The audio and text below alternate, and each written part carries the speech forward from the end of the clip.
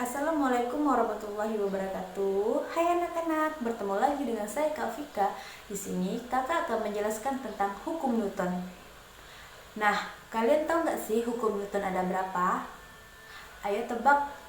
Yap, tepat sekali. Hukum Newton ada 3. Yang pertama, hukum 1 Newton yang menjelaskan tentang kelembaban atau inersia. Yang kedua, hukum 2 Newton.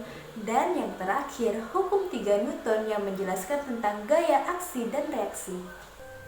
Baiklah, di sini kakak ada beberapa cuplikan video. Nah, dari cuplikan video tersebut, kalian tentu bisa melihat gerak-gerik benda atau orang yang ada di dalamnya menimbulkan suatu pernyataan atau pertanyaan tentang materi yang akan kakak sampaikan nantinya. Sebelum kita membahas lebih lanjut lagi, kalian kenal nggak sih siapa penemu atau pencetus hukum Newton? Nah, betul sekali. Sir Isaac Newton adalah ilmuwan fisika yang menjabarkan tentang 3 hukum gerak atau yang biasa kita sebut dengan hukum Newton. Hukum Newton adalah hukum yang menggambarkan antara hubungan gaya yang bekerja pada suatu benda dan gaya yang dihasilkannya. Hukum gerak ini dicetuskan dalam buku yang berjudul Filosofi Naturalis Philosophia Mathematica. Hukum 1 Newton berbunyi, jika resultan gaya yang bekerja pada suatu benda sama dengan 0, maka benda yang awalnya diam akan tetap diam. Dan benda yang awalnya bergerak lurus beraturan akan tetap bergerak lurus beraturan. Pada video pertama ini, peristiwa ini menunjukkan hukum 1 Newton. Sebuah mobil yang berhenti mendadak menyebabkan penumpang terdorong ke belakang. Hal tersebut disebabkan oleh adanya peristiwa kelembaban atau inersia. Hukum 1 Newton berbunyi atau dapat dirumuskan dengan sigma F sama dengan 0 atau resultan gaya sama dengan 0. Pada video kedua memperlihatkan sebuah mobil mogok dapat dengan mudah didorong oleh 2 orang dibandingkan 1 orang. Hal tersebut sudah sesuai dengan pernyataan hukum 2 Newton yang berbunyi, percepatan dari suatu benda akan sebanding dengan jumlah gaya yang bekerja pada benda dan berbanding terbalik dengan masanya.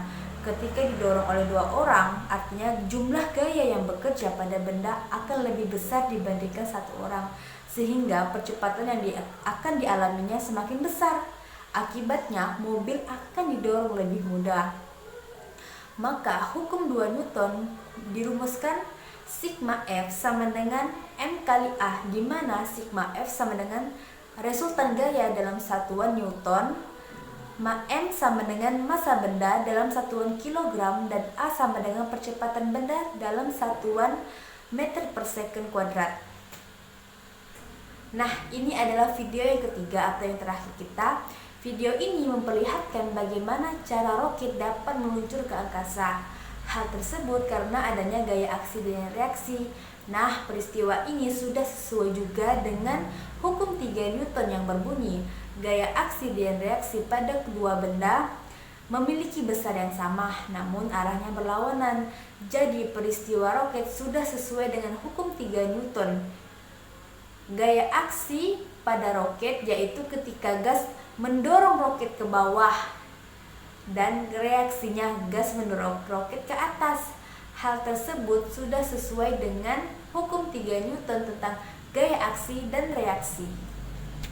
Baiklah, di sini dapat kita simpulkan bahwa hukum 1 Newton menjelaskan tentang kelembaban atau inersia, di mana rumusnya yaitu sigma F sama dengan 0 atau resultan gaya sama dengan 0. Hukum 2 Newton dirumuskan dalam sigma F sama dengan M kali A, di mana sigma F sama dengan resultan gaya, M sama dengan massa benda, dan A sama dengan percepatan. Dan yang terakhir adalah hukum 3 Newton yang menjelaskan tentang gaya aksi dan reaksi. Baiklah, mungkin sekian materi pembelajaran fisika yang dapat kakak sampaikan. Semoga kedepannya kita dapat bertemu lagi dalam pembelajaran fisika yang lainnya. Akhir kata, wabillahi taufik walhidayah. Wassalamualaikum warahmatullahi wabarakatuh. Dadah.